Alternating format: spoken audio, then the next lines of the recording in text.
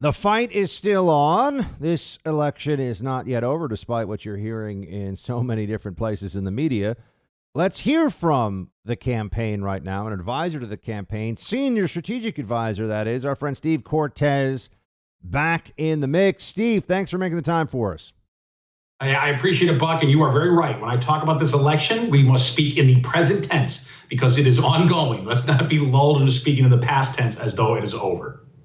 Now, you've got a roughly 15,000, I think it's a little less than that, but roughly 15,000 vote margin of victory thus far. We could call it a margin of separation, perhaps, for Joe Biden in Georgia. We just found 2,600 new votes. Look at 2,600 votes, 2-for-1 going for Trump.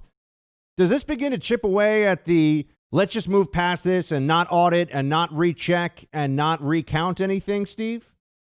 Buck, it certainly does. Obviously, this is very troubling that these votes just happen to be missing and suddenly got found and that they overwhelmingly favor the president. Forgive me if I'm not shocked. Right? Sort of like the police showing up in Casablanca and finding out, while there's gambling going on at Rick's.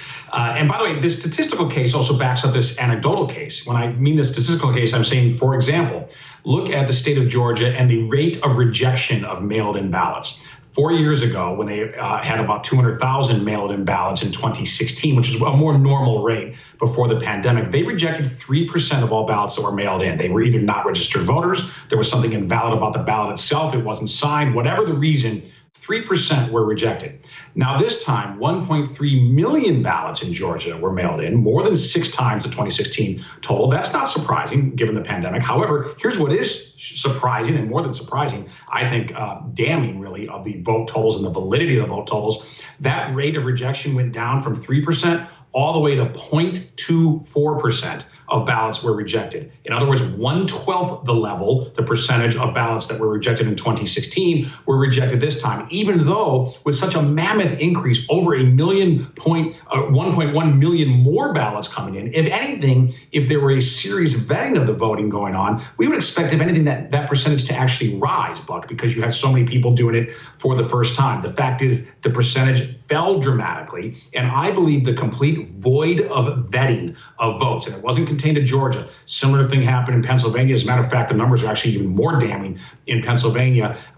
This indicates that a large share of these votes are simply not valid. And the only way for us to determine if they are is a serious audit, not just a recount, not just sending them back to the machine, but an actual hand audit of these results. And in the case of Georgia, if we were to have the same rejection rate as 2016, 39,000 votes would be rejected instead of the only 3,000 that were. Now, where are we with the recount in Georgia? The president's been tweeting about this. We know there was some kind of recount, but he's not happy with what's gone on. Can you just tell us, what is the status of Georgia as of today? Right. Well, listen, the campaign is not happy with it, obviously, and neither is the president, because we're not having an honest recount there. And this is particularly disappointing because we have a supposedly Republican Secretary of State. Georgia, while it is a swing state, statewide has been electing Republicans lately, so we would expect better than this. But the unfortunate reality is we know that the recounts have not been, that it has been a recount rather than an auditing. And that's, again, a crucial difference here. We're not saying just put the numbers through the machine again. We realize that you're going to come up with a very similar number there. You're going to have a very tiny sampling of just honest human error. You'll change a few hundred votes. That's normal for a just quote recount. What we're talking about is an audit. And again, I think an audit for very legitimate means. I think the statistical case for the improbability of Joe Biden's win is really compelling. And one of the reasons, by the way, let me give you another stat related to Georgia. Let's give you some of the numbers. These Biden-only ballots nationwide, and what I mean by Biden-only is people who supposedly voted for Joe Biden and then for no one else down ticket. Now, that's a rare phenomenon. It certainly is rare even in 2020 outside of the swing states. However, there are a total of 450,000 at least of these Biden-only ballots in America.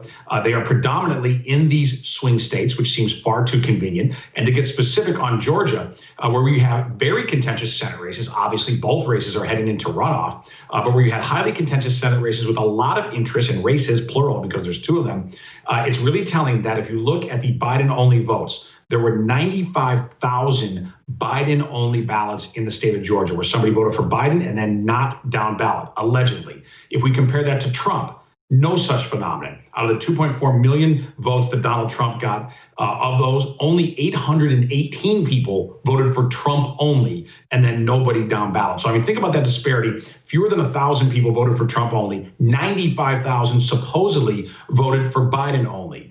Look, it reeks. Let's just be honest about it. And again, in and of itself, I want to be fair, that is not conclusive in and of itself. It does not prove fraud, but it sure does smell bad, and it sure does point to a phenomenon that's pretty hard for any reasonable person to explain in the state of Georgia.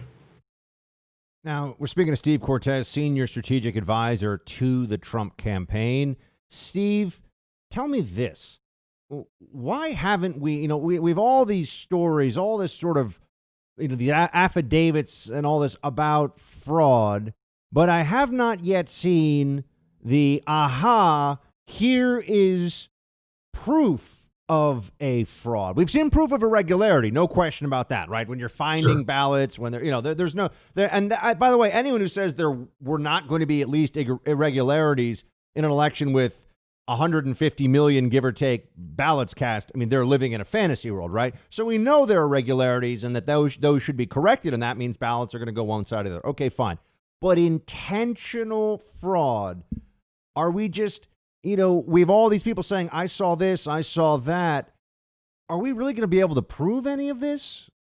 Buck, I believe we will. And here's what I would tell you. Those cases of what I would call micro fraud are important, a dead person voting, an illegal immigrant voting. But I'll be the first to concede that will not change the election. Now, we should clean that up, and people should be punished, and people should end up in handcuffs when they have broken election laws. That's serious, but I will agree with you that is not the smoking gun of macro fraud, right? The macro fraud that we're talking about, I think there are two instances here, both of which are still to be argued in federal court. So I would tell folks out there to hold tight, because these arguments have not even started yet. And there are really two elements to them. One is were hundreds of thousands of ballots illegally counted, meaning that there were no Republican observers, that there was no vetting, as I talked about, in terms of the percentages, insanely low percentages of rejection rates. And Rudy Giuliani, primarily in terms of the public face of the campaign, has been making this case that in Pennsylvania, there are as many as 600,000 plus ballots that are simply not valid, not according to our opinion of the Trump campaign, according to Pennsylvania law. So that's the macro case. And then the perhaps even more damning one, and Sidney Powell has really been the tip of the spear on this one, is the voting software. Now, she has said, and I think she has enormous credibility, she's one of the best lawyers in America. She certainly has a track record of meaning what she says publicly and eventually backing it with evidence. And I only say eventually because she simply does not want to make that evidence public yet, because it's about to be argued in court. But Sidney Powell has been very, very clear in her media appearances that she has absolute proof of cheating going on in a systemic way regarding Dominion software and perhaps other vote vendor companies that are out there, but primarily Dominion. And it really does, when I talk about the statistical improbability of the case, that alone does not prove that there was fraud, but it points us toward fraud, right? And I think a reasonable person says we're going to take the compelling circumstantial case and then take a more serious look at things that can actually be proven as fraudulent. So I am, like everybody else, awaiting those arguments to be made in court, but I'm very, very confident that Sidney Powell and others on the Trump legal team are going to make a compelling case that there wasn't just circumstantial fraud, evidence of fraud, but actual provable evidence. And I encourage everybody out there, encourage your audience to be patient in that regard. I mean, yes, we do have to move quickly, but we also can't build cases that are rock solid in a matter of hours. And so, we realize the clock is ticking. We realize December 8th and December 14th are critical deadlines for the Electoral College. And I can assure you everyone of the Trump campaign is working around the clock. But I can also assure you that the case has to be rock solid, the constitutional case. I believe eventually that several of these states, Pennsylvania included, will not be able to certify electors. And I believe we're going to be in for a contingent election, which is not the optimal choice, but it's also hardly without historical precedent. And it is something that is constitutionally and legally mandated in certain cases. I believe that's where we're going to end up. And I really believe that's how the president is going to end up with re-election. So let's just, for everyone listening, and we're speaking to Steve Cortes, who's a senior strategic advisor to the Trump 2020 campaign. Steve, you're saying that these legal challenges may result in a situation where it comes down to not the Electoral College votes cast in the end, but it'll be the House of Representatives. Is that what you think may happen?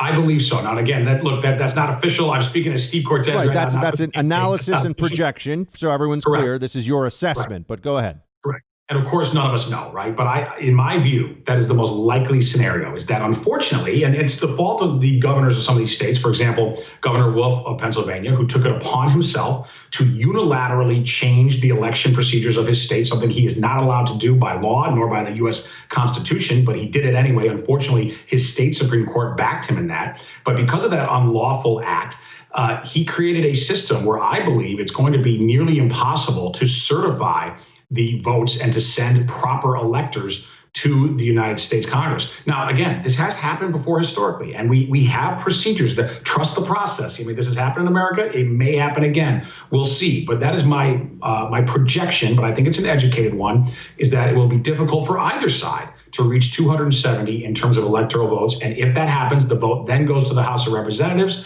where each state gets an equal vote. So Wyoming, our smallest state by population, gets one vote, as does California, our most populous. In that case, there are 26 delegations controlled by Republicans. If party lines hold, the president would then be re-elected president of the United States. Again, look, it's not optimal, but it's not unprecedented. And it's not a crisis. It doesn't mean that we can't go that route if we need to. But there's a lot of steps between here and there. And all I'm saying too is that there are enough irregularities on an anecdotal basis. There's enough statistical evidence out there making a circumstantial case that we should doubt these returns. And then we're going to see about the legal case, the full legal case regarding wholesale macro fraud that the Trump campaign can make. And by the way, I'm not privy to that. No one is outside of that legal team, but we all will soon be privy to it in the country, and we will assess it as a country, as a people, and as will, most importantly, the courts, very likely the Supreme Court. And from there, I think we find out who's truly going to be president of the United States. But I would caution anybody who believes that there is a president-elect right now. There is not a president-elect.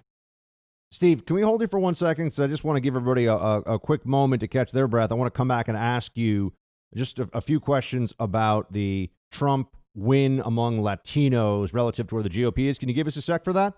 You bet. All right, we got Steve Cortes. He is a senior strategic advisor to the Trump campaign. We'll be back with him in just a moment.